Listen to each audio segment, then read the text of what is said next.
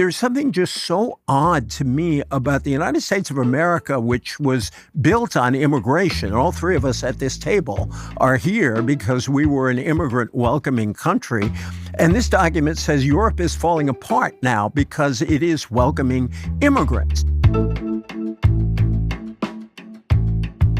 Hi, I'm Robert Siegel. It's been a couple of months since I got to hear what my two old friends have to say about politics, and a lot has happened since then. The longest government shutdown ever, the elections, the demolition of the East Wing of the White House, and hints that public support for Donald Trump, who led the Republicans to a sweep of both houses of Congress and the White House, might be weakening. Lots to talk about with New York Times columnist David Brooks. Good to be with you, Robert. Good to see you again. And Times opinion contributor, writer, E.J. Dionne. Great to be with you both. Good Thank to you. be with you. And let's start with an appraisal of where Donald Trump stands nearly a year into his second administration. David, why don't you start us off? We're at the 532nd episode of Donald Trump is Finished. And so I think a lot of people are seeing some things that are really bad for Donald Trump. His polls are down slightly. He lost, the Republicans have lost every major election in the last year. There was the Indiana representative standing up to him with impunity, hanging together. And to me, one of the most interesting facts is that 20% of Trump voters think Donald Trump is responsible for the economy. And so EJ is about to talk more about this if he's consistent with his column in the Times the other day. But I'll contradict myself. But, you know, there are people who are flaking off. But is it something pivotal? Are we at a pivotal moment? Yeah. Don't think so. Yeah. If you asked people a couple months ago who was a better president, Donald Trump or Joe Biden, there was still a healthy majority that said Donald Trump. And finally, is Donald Trump is not a man to be inhibited by opposition or by rules. And so he is the president of my lifetime, I think all our lifetimes, who has exercised power more freely while ignoring restraints. And I think he'll continue to do that. But flaking off is a measured statement. So decay, but not fracture. Not fracture. EJ, you have written about Donald Trump losing what you call the reasonable majority.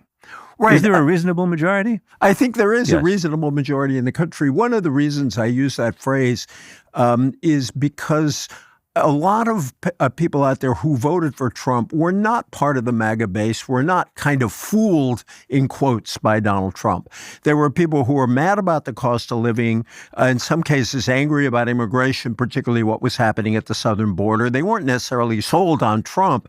And most of those people have taken a look at what has happened in the last year, and they have just moved away. They've said, this is not what we voted for. He ignores the primary issue that pushed him their way, which is the cost of living, and a billionaire regularly mocking affordability. And by the way, surrounding himself with billionaires is not someone who's going to appeal to that constituency. They seem distracted by personal obsessions. You mentioned even the destruction of the East Wing of the White House, and overreach, where even when they agreed with him on immigration, huge majorities dislike many aspects of what he's doing. So I think people looked at this, reasoned their way to opposition. And I think this is a little bigger than David's analysis suggests. You know, some of the polls, Gallup, AP Norc, have him down at 36%, and that up to a quarter of his own voters, if the high measures are right, have moved away from him. And the last couple of months feel like that Afghanistan moment for Joe Biden. If you remember, Biden, after the chaos in Afghanistan, Biden never recovered from the sharp drop in the polls he had then. Now, David's right. He could come back. And it's certainly true that Trump is willing to exercise power in a way, in many cases, in the view of some of us, illegally, in a way no other president has been willing to. And so he's going to keep doing that. But I think there's pushback. And, I just don't think those Indiana Republicans are a one-off. There are a lot of reasons to think there was something special about that You're state. speaking of the Republicans who would not do a redistricting. Right, that who Trump refused. wanted. A majority of Senate Republicans in Indiana, State senator. state senators, rejected the midterm redistricting. And I just think something is happening. There's a shift here, and we'll find out in a few months which one of us is right about that. Can I just say one thing, actually, to pile on for EJ's case, to be for it, which is I think Donald Trump's reaction to the last months have been pretty terrible. Yeah. Symptomatic of that is when he says, well, you should get by with 2 pencils. You don't need $32. You only need $2. That is demonstrating a casual indifference to the economic pain people feel. And one thing people really detest is that. But the second point I'd like to make, this goes back to something we talked about in one of our earlier conversations about my pet peeve about hating the way the word fight is used in politics. We need to fight. To me, that's, we need to scream louder and pump up our base. But politics is about persuasion, not fighting. And I think EJ's numbers demonstrate that Trump voters, like all voters, are basically reasonable. And you can persuade them if you're willing to meet them where they are. Yeah. There have been presidents who, by virtue of personality or the way their political message is framed, fill people with optimism and excitement. I think of John F. Kennedy and Ronald Reagan as people who had that power. This optimism and excitement are not words I would use to describe the mood of the country right now. The more common word is anxiety. Yes? No, I think that's right. It's interesting you say that. A friend of mine was talking to a CEO he works with, and the CEO said, besides Trump, of course, giving himself A+++ on the economy, he doesn't inspire people to feel that things are great, that things are good. He tends to have very angry, negative rhetoric that I think actually hurts. I think there's enormous anxiety in the country, and some of it, and David has written about this quite a lot, there's a lot of loneliness, social isolation in the country. But I also think that there's an economic component. David Wallace Wells of the Times wrote a really excellent piece, I thought, back in July about where did Mamdani come from? And it wasn't about the proletariat. He talked about an emergent coalition of the precariat, which I think is going to be one of those words along with affordability, a word of the year. And these are folks who, yes, definitely working class people, but really extend higher up the income class. They're mad about affordability. They're enraged about inequality, corruption, and what they see as the entitlement and impunity, as David put it, of the very wealthy. And I think there is just an unease. And lastly, there's technology. Rahm Emanuel can be very quippy, the former mayor of Chicago. And he said a lot of Americans are going to have to choose, do they want their kids to be raised by parents or an algorithm? And I think that's one of the kinds of anxieties, along with anxieties about employment, that technology is raising. To be fair, but Donald Trump built his career on American carnage, on darkness. He didn't invent it. He played on what was already out there. There's a thing called Google Ngrams, which measures all the words in usage in the English language across newspapers, magazines, and books. And you can go to databases stretching all the way back to the 1850s and discover what words were used. Most of the words used in the English language were positive words, words of positive emotion. We are an optimistic people, and that stretched through the Civil War, it stretched through the World Wars, it stretched through the Great Depression, and now negative words are used much more often than positive words. So we're in the most pessimistic, darkest cultural atmosphere in American history, at least stretching back to 1850. And so I will say this level of disgust with the future, I think, is very alien to the American cultural DNA. And, it's important. History turns. People reject the old, they get sick of the old show, and they want a new show.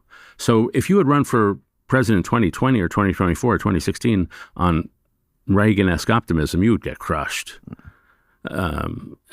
But maybe by 2028, 2032, I would not be surprised if this cycle has turned. Just a real quick point, you mentioned the elections in the fall, and it struck me after the elections that when you looked at Abigail Spanberger in Virginia, the Democrat who got elected governor, if you look at Mikey Sherrill in New Jersey, who got elected, and to a significant degree, Mamdani in New York, Zohran Mamdani, they all ran on anger at the status quo and prices, but they all conveyed a sense of empathy, solidarity, mutual respect. And I think if I were to guess, the kind of Democrat who is going to win the nomination is someone who can play on two tracks at the same time to express certainly the anger Democrats feel about Trump and inequality and all those problems, but marry that to a sense of a hopeful future. And I think there's still a big market for empathy and solidarity out there. I'd just like to note before we move on to talking about the economy more broadly, the strange situation we're in with respect to artificial intelligence. We're waiting for this technology to mature and to be adapted. It's the most ballyhooed technological change I can think of in my life, unless we go back to atomic energy in the 1950s. It's going to change everything. We're paying huge electricity bills because of it. And we're also seeing the stock market being supported by it. And yet, it's not clear whether people are hopeful about this, want us to be the nation that scores the best with artificial intelligence, or whether they're terrified of it. Yeah, well, I've interviewed dozens of AI experts and engineers, and some of them are doomers. They think it's going to turn us into paperclips and destroy civilization. And some of them think it's the greatest thing. We're going to expand GDP by 600,000% and productivity and their view has nothing to do with the evidence in front of them. Their view has entirely to do with the nature of their temperament. It's their DNA. And so optimistic people think it's going to be great, and pessimistic people think it's going to be terrible. I think it's going to be like the railroads. It's a very powerful technology which will produce a short-term series of bubbles as everybody leaps into it, and then in the long term, it'll be okay. I think we should ask AI what the future is going to be under AI, and then maybe AI will tell us. I think both views are there, and I think both views are true. That's the problem with talking about AI. I think the wonder and the fear are twins in a way. They're part of a sensible reaction to AI. Well, moving on to the economy more broadly, something you've both alluded to. I mean, there's an unusual political divide in the country right now, which is that Democrats acknowledge an affordability crisis, and they have lots of schemes to deal with it, to do away with Trump's tariffs, to restore these subsidies for health insurance you buy on the exchanges. And the Republicans, rather than having a competing agenda to cope with the crisis, President Trump says there is no crisis. It's a hoax. It's a Democratic con job. Is he reenacting Joe Biden's mistake of telling people who are hurting, who are experiencing, in that case, inflation for the first time in their lives, most of them, it's all in your head? Yes, he's doing exactly the same thing. You're sitting there in the Oval Office, your advisors are saying, look at the data, Mr. President. And the data is there. They're not wrong. Yeah. Median wages at their highest point now than at any point in American history. Inflation's around 3%. Real wages are rising, which means things overall are getting more affordable. You look at the data, it looks pretty good. And then you look at what's unaffordable. Most things are getting more affordable. What's getting less affordable? The biggies are healthcare and housing, and especially housing in blue areas. And so it's hitting people in the housing piece of their lives, which is a major piece of their life. And so the thing I'd tell Donald Trump if I had to talk to him was something I heard from a CEO. And he said, I have customers coming to me with complaints. And then I go to my team and say, are these complaints valid? And the team says, no, not valid. We have the data. Mm-hmm. And the CEO said to me, when that happens, I believe the anecdote and I don't believe the data. And I think that's right. I think because people are not fools about their own circumstance. Yeah. I believe Newt Gingrich said of the question of the affordability crisis, if the public thinks there's an affordability crisis, there's an affordability crisis. That's the way you have to do it. The customer is never wrong.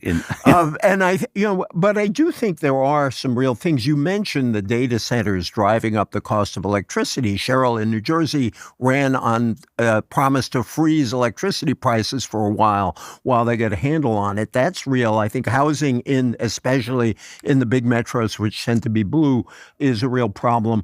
But childcare, healthcare, and in some cases transportation, that is a real problem. The price of cars is a real problem. Higher education? And higher ed has been.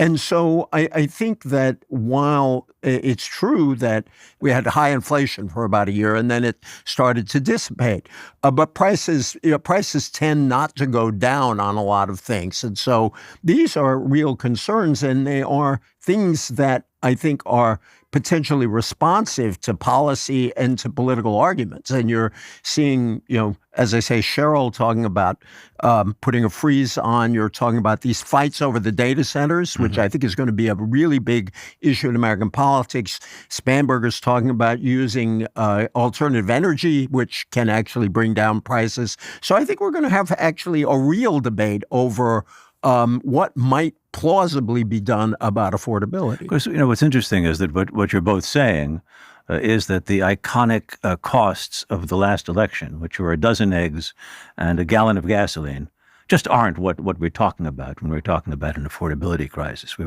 were discussing consumer prices is what we were discussing. Right, and that was real inflation on things like eggs. But housing is a central thing.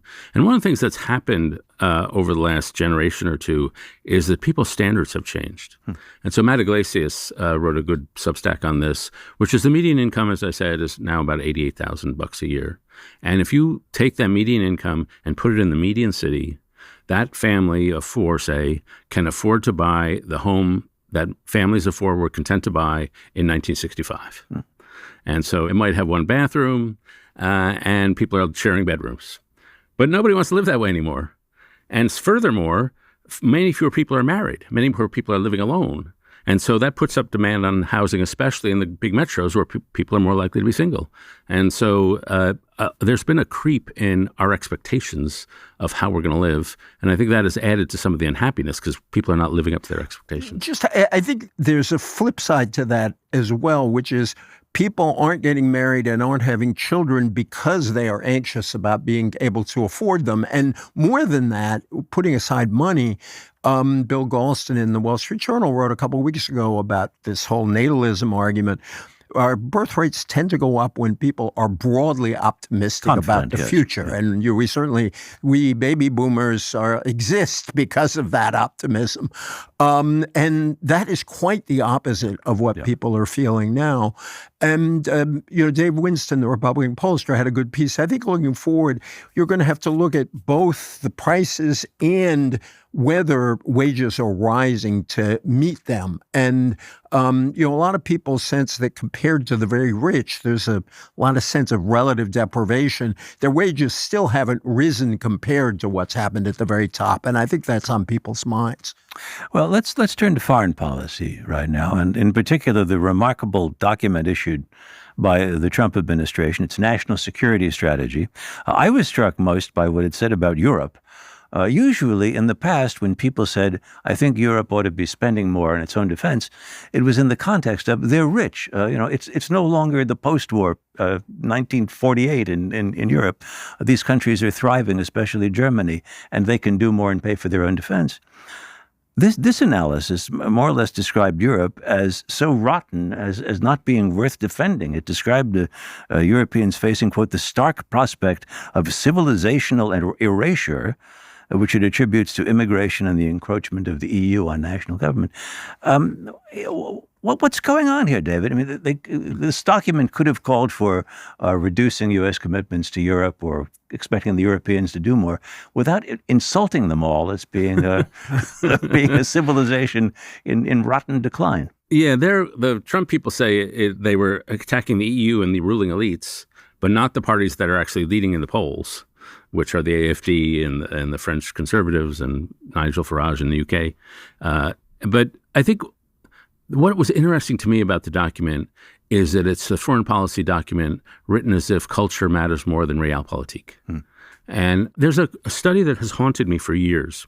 It's done by the World Values Survey, and they survey people all around the world on their values. And it turns out most people around the world, and the key factor is, are you an individualistic culture or are you a communal culture? And then they draw a helpful map to help you visualize the results. And on this map, most of the cultures of the world, Confucianism, Africa, Southeast Asia, they're all in a clump. And then there's a little thing like Florida or Italy sticking out. And that thing sticking out is America and Western Europe. Our cultures are vastly more individualistic than cultures of any place else around the world. Our cultures are vastly less traditionalist than everywhere around the world. And along comes Trump, and they feel this. I'm not sure they've seen the World Values Survey. And they think those modernists are destroying traditional values. And we're going to be for traditional values, whether it's Vladimir Putin or Xi Jinping, and not those commies in Stockholm. And so it's a weird document in that it's culture first, but it does point to a real problem that there's a culture gap between us and a lot of parts of the world. You know, I think my friend David gives it a lot more credit when he says culture, because I read that thing very carefully. I agree. It's a weird document and an interesting document. Business matters more than culture there. What was really striking going through it was how much this was about a fairly narrow view of business interests. Yes, some nice stuff about the working class here and there, but it was really about making deals. But the other thing that was so disconcerting is in the Cold War, the United States, sub rosa, they didn't really want it to be explicit, supported parties of the center left and center right in Europe. We were on the side of democracy. This document explicitly is supporting parties of the far right in Europe. And yeah, some of that's about culture. It's an obsession with immigration and identity. It's a deeply identitarian document. And there's something just so odd to me about the United States of America, which was built on immigration. All three of us at this table are here because we were an immigrant welcoming country. And this document says Europe is falling apart now because it is welcoming immigrants. And of course, there are subtexts here. It's really about race. Europe is becoming less European. What exactly does that mean? That sounds like it's about the immigration of Muslims to Europe, and it has something to do with race. But it's a very disconcerting view compared to how we have thought. And I don't mean we elites. I mean we Americans have thought of ourselves. We are talking today after some horrible shootings over the weekend. 2 students were killed and 9 injured at Brown University. And overseas, at least 15 people were killed at Bondi Beach in Sydney, Australia. As of now, the motive behind the Brown shooting is unclear as of the time when we sat down to record this conversation. But in Australia, there's no lack of clarity. The point of the shooting was to kill Jews. I'm curious, since this is in keeping with a trend, which is a trend of rising anti-Semitism and rising anti-Semitic violence in the world, what you make of it? I mean, however you react to it. Yeah, I mean, first, one part of it is not a trend. These 2 shootings, it is not true that mass shootings are rising. Mm-hmm. So in 2025, we, at least with a few weeks left, have the lowest number of mass shootings in 20 years. So that's a good sign. I'm not sure how we explain that, but maybe just random distribution. But what is a trend, as you say, is rising anti-Semitism. And I think that's been true in all our lives, who are Jews. It's in true and direct experience. And I think the troubling thing, there's a piece in The Atlantic by Yair Rosenberg quoting a guy named Tim Miller, who says, the more I'm around young people, the more terrified I get. And there's a fair bit of evidence that we used to think bigotry is on old people are bigoted. But now there's more bigotry among young people. 25% of young adults say they have an unfavorable opinion of Jewish people. 20% say that Jews have too much power. And this is not about Israel. Mm-hmm. They're not saying Israelis have too much power. And so they're saying Jews have too much power. So somehow they're in online spaces, and my son tells me about this all the time, that are just rabidly anti-Semitic. And it becomes a norm. And that's become a norm. And I think just about the Bondi Beach shooting, I think a lot of people, and this is controversial, have said, well, you use the phrase globalize the Intifada. That's what it looks like. And I have to say I agree with that. Some words take on historical baggage. If you use the word states' rights, and when you're running for office in the South, that has historical baggage. When people say they don't believe the Holocaust happened, it's not they didn't believe big bonfires didn't happen. They mean a specific genocide. And to me, the word Intifada has taken on the baggage, and I was there for the second Intifada in Israel covering it, baggage of using terrorism to advance the Palestinian cause. Yeah. And so I think that phrase, people should be careful about that phrase. EJ, any thoughts? Well, I think that the vast majority of people out there who are critical of Israeli policy after October 7th, who hated October 7th, it was an evil act, but really intensely opposed how long the war lasted and the damage it did in Gaza. Most of the people opposed to that policy are not anti-Semites, and I think it's very important to make that clear. And I know you're not saying that, but yeah. I think it's important to say that at the outset.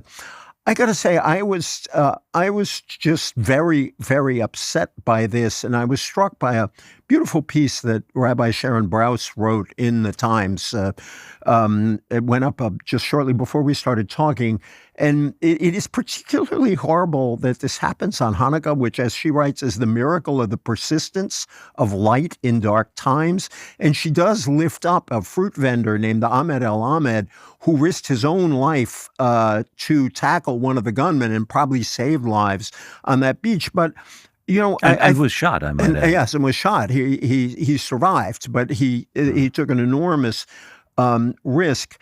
Bigotry and hatred are the enemies of every free society, and anti-Semitism is one of the oldest and most destructive forms. I think there is evidence of rising anti-Semitism, and I think that it needs to be fought. And I think the more we can disentangle it from the politics of the Middle East and just face up to the fact that this is a form of bigotry, the better off we'll be. Hear, hear.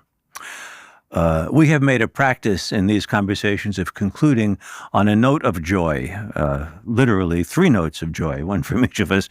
What's brought some joy into life since last we met? David, you go first.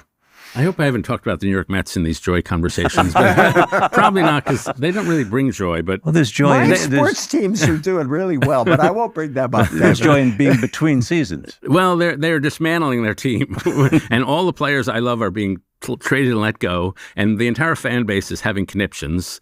But I find it kind of amusing. And so I'm always thinking, well, they'll figure this one out. So I'm enjoying joy in the tumult. And the tumult. EJ? So 2 things, if I may, real quick. One, this season, I am a sucker for the season we're in. Christmas trees, menorahs, nutcracker statues, music from, Galway to Sinatra to Taylor Swift. I'm a sucker for it all. But one thing has brought me great joy the last couple of weeks that I want to shout out. I am a mystery addict. I was one of those kids who loved the Hardy Boys. And still remember my friend Dave Levesque and I learnedly discussing whether Footprints Under the Window was better than The Secret of the Old Mill. So I've continued to read these series. Michael Connelly's new Lincoln Lawyer novel, The Proving Ground, is a wonderful addition to this, and it's about AI. And another group of writers I admire when they can pull it off are continuators. Some series are so popular that other writers pick them up.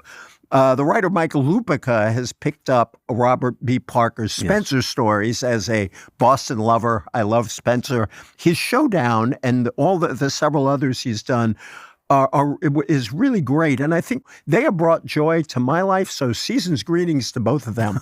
Okay. And I have two experiences of theater about New York City to relate, which brought me joy. Very different. One was Adam Gopnik's one-man show. He's the New Yorker staff writer and essayist, and he gave a performance of his one-man show about life in New York with great emphasis on his misadventures in psychoanalysis, which was both hilarious and very wise. And then the Shakespeare Theater in Washington, which defines Shakespearean drama very broadly, has a revival of Guys and Dolls on right now, which I found delightful. And it sent me back to reading more Damon Runyon stories. And it reminded me that here were 2 people, Damon Runyon, who wrote about gamblers and gangsters around Times Square, always in the present tense, never used the past tense, and Adam Gopnik. They're 2 out-of-town guys who came to New York and fell in love with the place. Adam from Montreal and Damon Runyon, some decades back, was born in Manhattan, Kansas. So on that note, I hope everybody... You lift up the quality and level of every conversation, Robert. That was great. Well, it's been great seeing you guys once again, and hope to see you again in a couple of months. And see you. See you soon.